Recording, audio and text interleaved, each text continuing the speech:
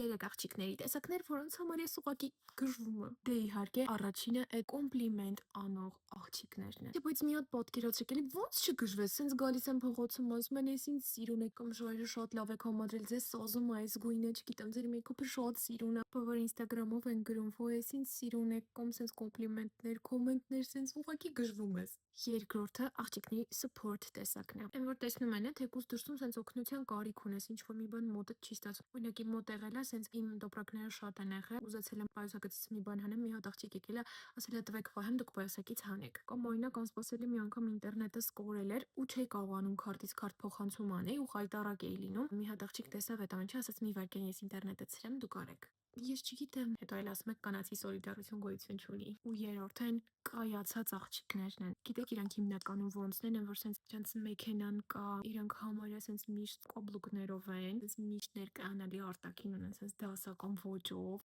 կայուն աշխատանքով, իրանց ծախսերը միայն իրանք են հոգում, կախված չեն ոչ մեկից, որ սենց